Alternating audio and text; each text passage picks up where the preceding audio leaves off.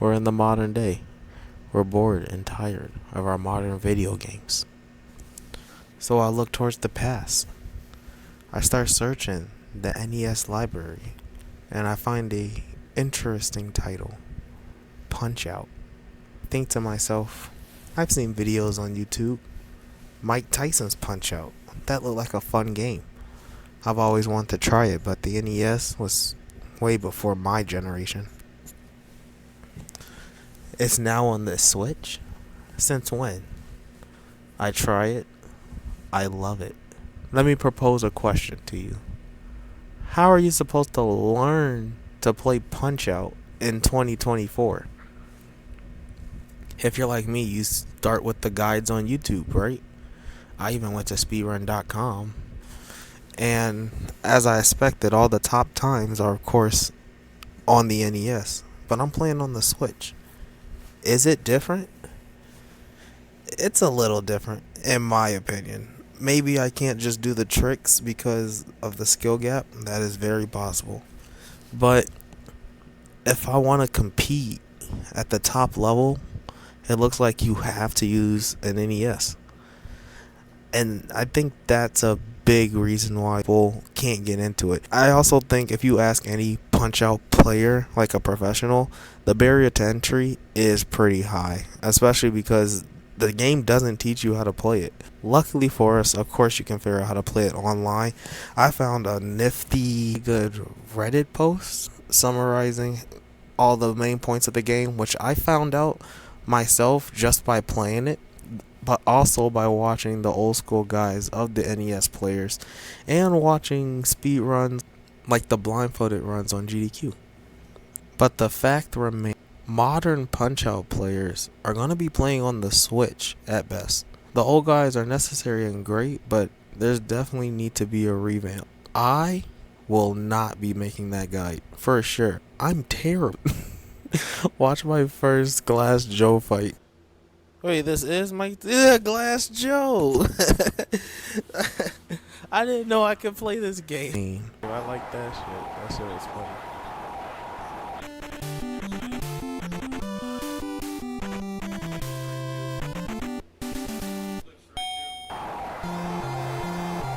Can I play? Come on, Glass Joe. You bitch. Oh. Oh, okay. You can. Oh. I'm Epo body. Oh, I should have. Oh. Oh. What's happening? What's happening? Dude, he's cooking me. What? Get him. There we go. I'm figuring something out. Round. I went round with Glass Joe. Put him away. Make it quit. I want to retire. I didn't know how to play. Nobody told me the controls. But I do have some easy suggestions that I'm surprised haven't been implemented yet on speedrun.com even. These suggestions is just to make the game more accessible for speedrunning and lower that barrier to entry to get more people into it, and to hopefully create a different way of playing the game than what it looks like everybody plays it for right now.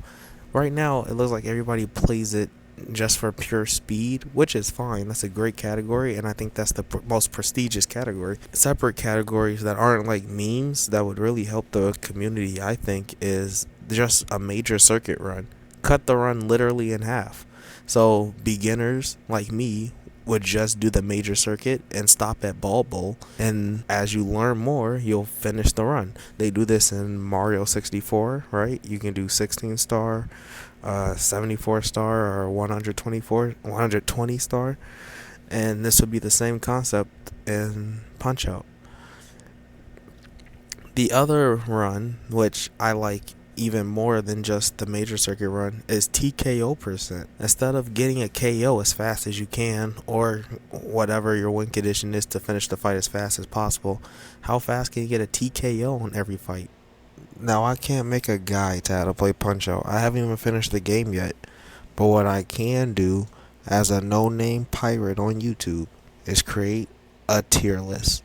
Here we go. We're going to rank how I feel about all of these fights so far in the Punch Out Vidya game for the Nintendo Entertainment System. We have to start with the first fight of the game. My boy Glass Joe. Okay? I'm not gonna lie to y'all. I like Glass Joe. I think he does his job as a first fight very well. Okay?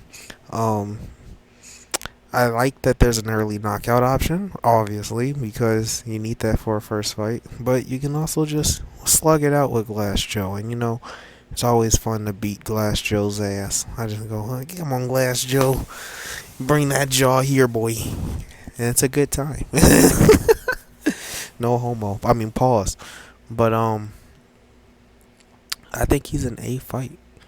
He's not an S fight. He's not the most fun I'm having. But, when I was first learning to fight Glass Joe, I had a good time. You can't beat that.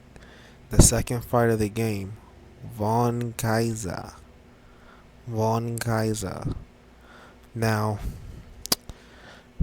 I'm bad, so he gave me trouble at first. Now, I dog on him. Like, worse than Glass Joe, if I'm being honest. Who would I rather fight, Von Kaiser or Glass Joe? Now, that's an interesting question, right? Von Kaiser's cool because there's a lot of opportunity to get stars on him. And then you can put him down. And it do feel good to hit a lot of combos in this game in general. And so Von Kaiser's the first fight where you're really hitting combos on people. But I feel like it's not memorable. I might swap these two around. I might make them both B tier, considering if we see how many people I put in A tier. Clearly, I haven't thought this all through yet, but that's the beauty of YouTube. We love it when we do it live. Third fight, Honda. Okay? And you know what? I will count Honda 2 in this evaluation too. They're both the same person. And I have beat Honda 2 before as well. I love Honda fight. It's an S tier fight. I can't imagine the game without Honda in it. Honda, it's fun because he does his little slug out thing where he comes in and he punches you, and you can either punch him out of it, right? But if you mess it up, you can box him. And I feel like I'm literally Ippo in the anime and we're like slugging it out. Like I'm like block, dodge, punch back, he blocks it, then he punches me back, and it's like really fast fury of punches. And you can do that. I think you can do that in both fights. That's my favorite part of it because it really feels like we're boxing. And you can also hit a lot of good combos on them, like a good jab 1-2s, and it feels good to get the stars on them. And there's early knockdown options. S tier fight. Like, this is what people come to play the game for, in my opinion. After Honda, you have the worst character in the game by far, Don Flamenco. His walkout animation, way too long. He doesn't attack you unless you attack him first. I think it's a switch thing, but it might not be. I can't do the little left dodge and then quick dodge, uppercut, get a star on him after the first throw. I can't do it at all, so I can't get no stars on him. There's no stars in this fight. There's stars on the fight, but after you dodge him the first time, the fight becomes easy, but it's just such a slog. And learning the fight is frustrating to all hell. Okay? Oh, I didn't explain the tiers because it's self-explanatory. I'm not doing any fancy thing with the lettering, and it's old school grading system. 0% to 40, 40 to 60, 70, 80, 90. Perfect fight, perfect 100%. Alright. Don Flamenco's not fun. D fight. It would be F, but you can do it faster on NES, and I just can't do it because of the skill gap, I guess. But I'm not having fun fighting Don Flamenco. I did knock him out in my speed run. Go watch it.